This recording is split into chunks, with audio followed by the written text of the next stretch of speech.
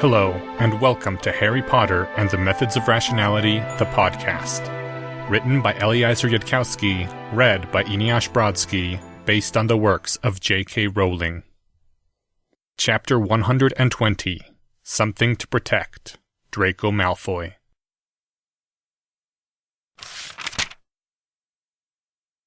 The boy sat in an office near to where the once deputy headmistress had held court. His tears had run dry hours ago. Now there was only the waiting to see what would become of him, the orphan ward of Hogwarts, whose life and happiness lay in the hands of his family's enemies. The boy had been called to this room, and he had come because there was nothing else to do and nowhere else to go. Vincent and Gregory had left his side, called back by their mothers for their father's hurried funerals. Perhaps the boy should have gone with them, but he could not bring himself to do so. He would not have been able to act the part of a Malfoy. The feeling of emptiness that filled him up was so profound that it left no room even for pretended courtesy. Everyone was dead.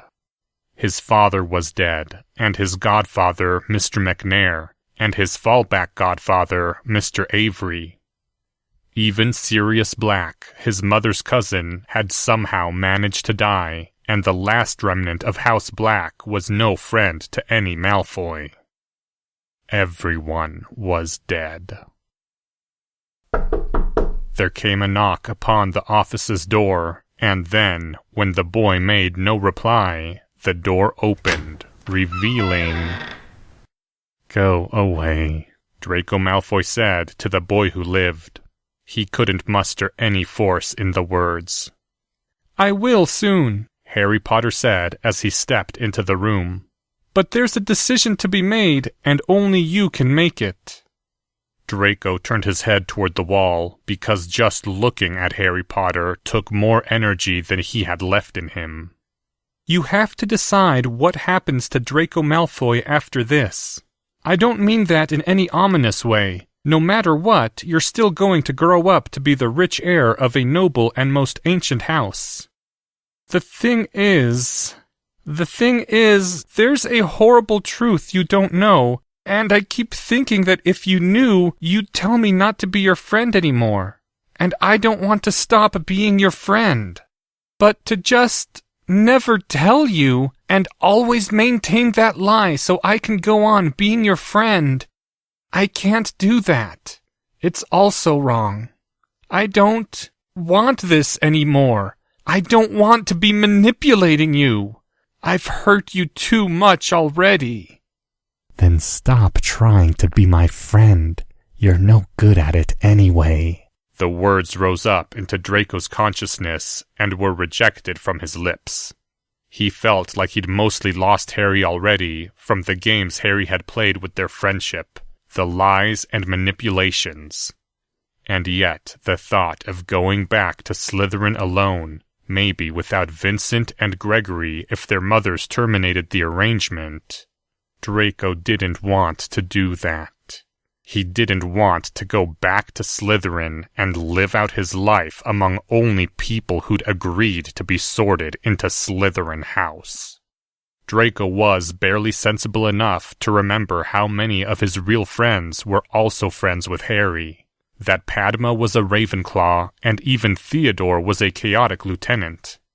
All that remained of Malfoy House was a tradition now, and that tradition said it wasn't clever to tell the war's victor to go away and stop trying to be friends with you. "All right," Draco said emptily. "Tell me." "That's what I'm going to do.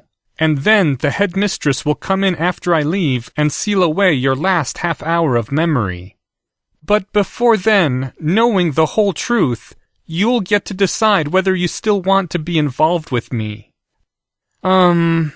According to the records I was reading through before I came here, the story really began in 1926 with the birth of a half-blood wizard named Tom Morphin Riddle. His mother died in childbirth, and he grew up in a Muggle orphanage until his Hogwarts letter was brought to him by Professor Dumbledore. The boy who lived continued speaking, words that slammed into what was left of Draco's mind like falling houses. The Dark Lord had been a half-blood. He'd never believed in blood purity for a fraction of a second. Tom Riddle had come up with the idea of Lord Voldemort as a bad joke. The Death Eaters had been meant to lose to David Monroe, so Monroe could take over. After giving up on that, Tom Riddle had gone on playing Voldemort instead of actually trying to win because he'd liked bossing the Death Eaters around. Voldemort used me to try to frame Father for my attempted murder, then used me again to go after the Philosopher's Stone. Draco couldn't remember that part, but he'd already been told that he'd been used as a pawn alongside Professor Sprout, and that no charges would be filed. And then the last horror. You. I'm the one who killed your father and all the other Death Eaters last night. They'd been told to open fire on me the moment I did anything, so I had to kill them in order to have a chance at dealing with Voldemort, who was a danger to the entire world. I didn't think about you and Theodore and Vincent and Gregory, but if I had, I'd have done it anyway. My mind managed not to realize until afterwards that Mr. White was Lucius, but if I'd realized, I still wouldn't have risked leaving him alive, in case he knew wandless magic. The thought occurred to me long before that it would be pretty convenient, in terms of the political landscape, for all the Death Eaters to suddenly die. I always thought that the Death Eaters were horrible people, much more strongly than I ever let on to you, since the first day we met. But if your father hadn't been there, and I'd had a button that could kill him remotely, I wouldn't have pressed that button just for political reasons. The way I feel about what I've done, and whether there's remorse, well, there's a part of me that's screaming in generic horror about having killed anyone, and another part that says that from a moral standpoint, the Death Eaters signed away their lives on the day they signed up with Voldemort. They pointed their wands at me first, blah, blah, and so on. But right now I just feel sick about what I've done to you. Again. I feel like everything I do only hurts you. For all my good intentions, that you've only ever lost things from being around me. So if you tell me to stay away entirely from Draco Malfoy after this, then I will. And if you want me to try to be your friend for real this time, without ever trying to manipulate you again, without ever using you again or risking hurting you again, then I will. I swear I will. The next Lord Malfoy was crying, openly in front of his enemy, decorum and composure abandoned, because he didn't have anyone left for whose sake he could keep it. A lie. A lie. Everything had been a lie. It was all lies piled on top of lies. Lies, lies, lies. You should die. You should die for having killed Father. The words only filled him with more emptiness, but they had to be said. Harry Potter just shook his head. And if that's not an option? You should hurt. Harry only shook his head again. The boy who lived pressed the Lord Malfoy for his decision. The Lord Malfoy refused to give it. He couldn't say it, couldn't bring himself to say it, either way. He didn't want the war's victor and their mutual friends to abandon him. And he wasn't going to give Harry the absolution he wanted either. So Draco Malfoy refused to answer. And then the time of that self's memory ended.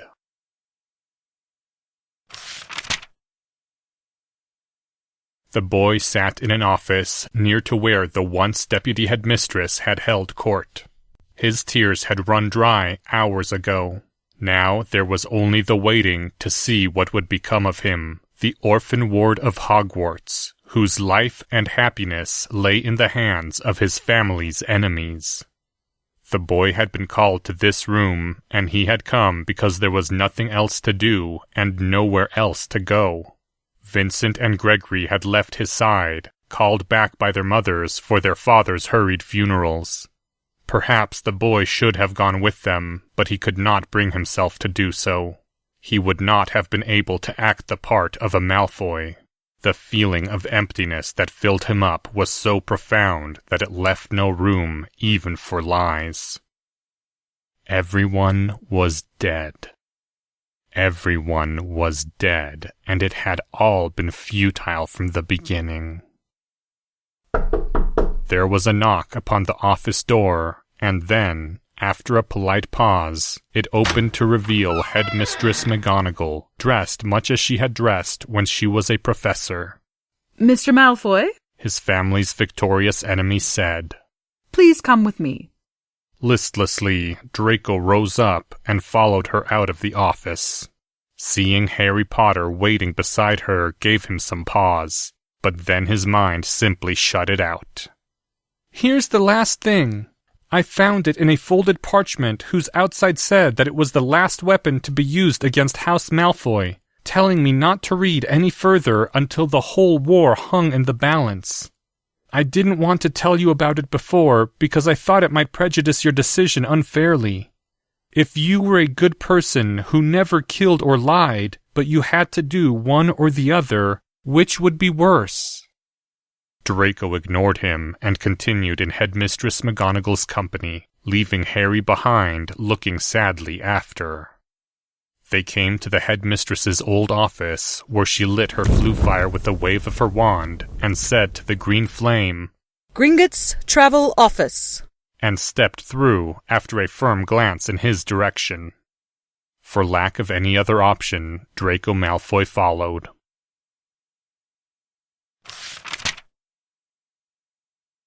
She lay in bed, feeling more listless than usual that morning, awoken too early with the sun just beginning to rise, though the direct sunlight was blocked by the skyscrapers that shadowed her house. A faint tinge of hangover gnawed at her temples, dried her mouth. She tried to be sparing with the drink, though she didn't know why she bothered. But last night she'd felt even more depressed than usual, like she'd lost something, somehow. Not for the first time, not for the 100th time, she thought about moving. To Adelaide, to Perth, maybe to Perth Amboy if that was what it took. She always had the sense that there was somewhere else she ought to be. But while she could live a comfortable life on the payments the insurance company made to her, she couldn't afford luxuries. She couldn't pay to go gallivanting around the world looking for someplace that fit her unsatisfied sense of belonging. She'd watched the TV for long enough. She'd rented enough travelogues to know that nowhere the VCR showed her gave her any more sense of rightness than Sydney. She'd felt frozen, stopped in time, ever since the traffic accident that had stolen her memories. Not just of a dead family that meant nothing to her now, but memories like how a stove worked. She suspected, no, she knew that whatever her heart was waiting for, whatever key needed to turn inside her to make her life begin moving again, it was one more thing she'd lost to that runaway minivan. She thought about that almost every morning, trying to guess what she was missing from her life and mind. She groaned, turning her head far enough to look at the LED alarm clock at the side of her bed. 6:31, it said, with the AM dot lit. Seriously? Well, that idiot could wait until she staggered out of bed at her own pace, then. Stagger out of bed she did, ignoring the doorbell as it rang again, as she ducked into the bathroom and dressed herself. She clambered down the stairs, ignoring the ever-nagging sense that someone else ought to be answering the door for her. "Who's there?" She called to the closed door. The door had a peephole, but it was fogged over. Are you Nancy Manson? Yes. You know. Nancy leapt back in shock as a flash of light came from the door and hit her, and... Nancy swayed, putting a hand to her forehead. Flashes of light just going through doors and hitting people. That wasn't particularly surprising. Would you please open the door? The war is over, and your memory should be returning shortly. There's someone here who ought to see you. My memories. Nancy's head was already feeling clogged, like she was about to start hacking something out of her brain, but she managed to reach out and yank the door open. There in front of her was a woman dressed as a perfectly normal witch, from black robes to tall pointed hat, and standing beside her, a boy with short white blonde hair and wearing perfectly normal dark robes trimmed in green, staring at her with his jaw dropped and eyes wide and beginning to fill with tears. Green-trimmed robes and white blonde hair. Something warm stirred in her memory. She felt her heart rising into her throat as she realized that the thing she'd been looking for these past 10 years might be right in front of her this very instant. Somewhere deep inside her, ice was cracking around her heart. The piece of her that had been stopped for so long, preparing to move once more. The boy was staring at her, his mouth working soundlessly. A mysterious name came into her mind, rose to her lips.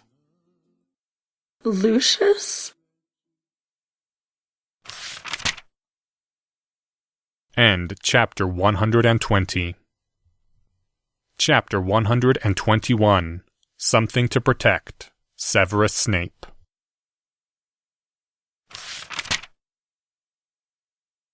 A somber mood pervaded the headmistress's office.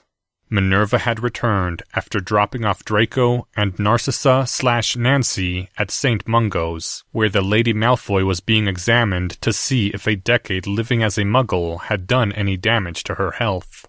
And Harry had come up to the headmistress's office again, and then... not been able to think of priorities. There was so much to do, so many things, that even Headmistress McGonagall didn't seem to know where to start, and certainly not Harry. Right now, Minerva was repeatedly writing words on parchment and then erasing them with a hand wave, and Harry had closed his eyes for clarity. Was there any first thing that needed to happen? There came a knock upon the great oaken door that had been Dumbledore's, and the headmistress opened it with a word. The man who entered the headmistress's office appeared worn. He had discarded his wheelchair, but still walked with a limp. He wore black robes that were simple, yet clean and unstained. Over his left shoulder was slung a knapsack of sturdy gray leather set with silver filigree that held 4 green, pearl-like stones. It looked like a thoroughly enchanted knapsack, one that could contain the contents of a muggle house. One look at him, and Harry knew. Headmistress McGonagall sat frozen behind her new desk. Severus Snape inclined his head to her. What is the meaning of this? Said the headmistress, sounding heartsick, like she'd known, upon a glance, just like Harry had. I resign my position as the potions master at Hogwarts, the man said simply. I will not stay to draw my last month's salary. If there are students who have been particularly harmed by me, you may use the money for their benefit. He knows. The thought came to Harry, and he couldn't have said in words just what the potions master now knew, except that it was clear that Severus knew it. Severus? Headmistress McGonagall began. Professor Severus Snape, you may not realize how difficult it is to find potions masters who can safely teach Muggleborns, or professors sharp enough to keep Slytherin House in any semblance of order. Again, the man inclined his head. I think it need not be said to you, Headmistress, but I recommend in the strongest possible terms that the next head of Slytherin be nothing like me. Severus, you only did as Albus told you to do. You could stay on and act differently. Her voice sounded hollow. Headmistress. Harry's own voice seemed also hollow, and Harry wondered at it, for he hadn't known Severus Snape that well. If he wants to go, I think you should let him go. Dumbledore was using him. Maybe not exactly the way Professor Quirrell thought. Maybe it was prophecy rather than sabotaging Slytherin. But Dumbledore was still using him. There were things that could have been said long ago to Severus to free him. It's clear why Dumbledore didn't risk that, but still, Severus wasn't being used kindly. Even his blindness and grief were being used. The way he didn't grasp the consequences of his actions as Potion Master. It is well to find you here, Mr. Potter. There is unfinished business between us. Harry didn't know what to say, so he just nodded. Severus seemed to be having some difficulty speaking as he stood before the two of them with the grey knapsack on his shoulder. Finally, he seemed to find the words he'd come to speak. Your mother, Lily, she was... I know, Harry said through the thickness of his throat. You don't have to say it. Lily was a fine, upstanding witch, Mr. Potter. I would not have you think otherwise from any words I have said to you. Severus? Minerva McGonagall looked as shocked as if she'd been bitten by her own shoes. The former potions master kept his eyes on Harry. More than one bar lay between myself and Lily, most notably my ill-advised attempts to curry favor with the purebloods of my house. If I had made it sound like one mistake upon a muddy field ended it all, if I had pretended that she had no reason but shallowness not to love me, I hope your books have also told you why fools may say such things. They did. He was looking at the fine grey knapsack on Severus Snape's left shoulder, unable to meet the potions master's eyes. They did.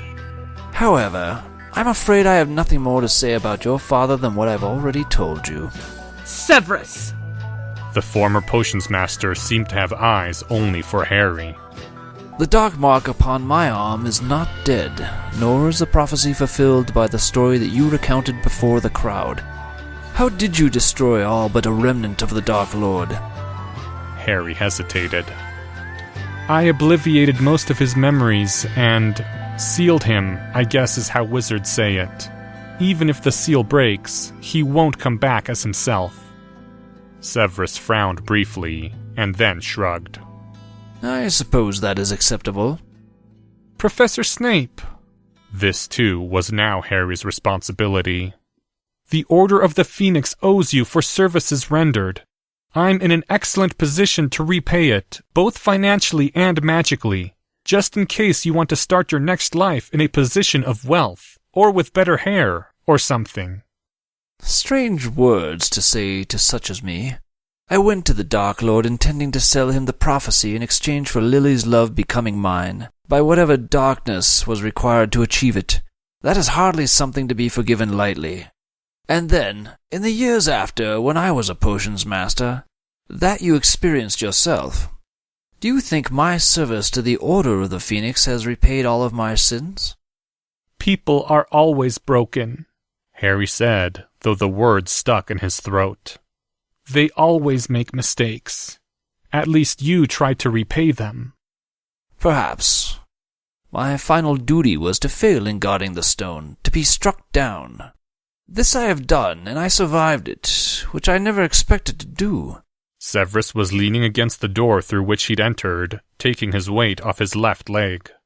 I would not have thought to ask for your forgiveness, but since you offer it so freely, I will accept it with thanks. From this day on, I wish to take less unkindly ways, and I think that is best done by starting over. Tears glistened on Minerva McGonagall's nose and cheeks. When she spoke, her voice was without hope. Surely you could start over inside Hogwarts. Severus shook his head. Too many students would remember me as the evil potions master. No, Minerva, I will go someplace new, and take a new name, and find someone new to love. Severus Snape. Harry said, because it was his responsibility to say it. Has all your will been done? Lily's killer is vanquished. I am content. The headmistress lowered her head. Be well, Severus. I do have one last piece of advice, if you want it. What is it? Ruminating about the past can contribute to depression. You have my blanket permission to just never think about your past, ever. You shouldn't think that it's your responsibility to Lily to bear your guilt for her, or anything like that. Just keep your mind on your future and whatever new people you meet. I shall take your wisdom into consideration. Also, try a different brand of hair shampoo. A wry grin crossed Severus's face, and Harry thought it might have been, for the first time, the man's true smile. Drop dead, Potter. Harry laughed. Severus laughed. Minerva was sobbing. Without saying anything else, the free man took a pinch of flue powder and cast it into the office's fireplace, and strode into the green flame, whispering something that nobody caught. And that was the last that anyone ever heard of Severus Snape.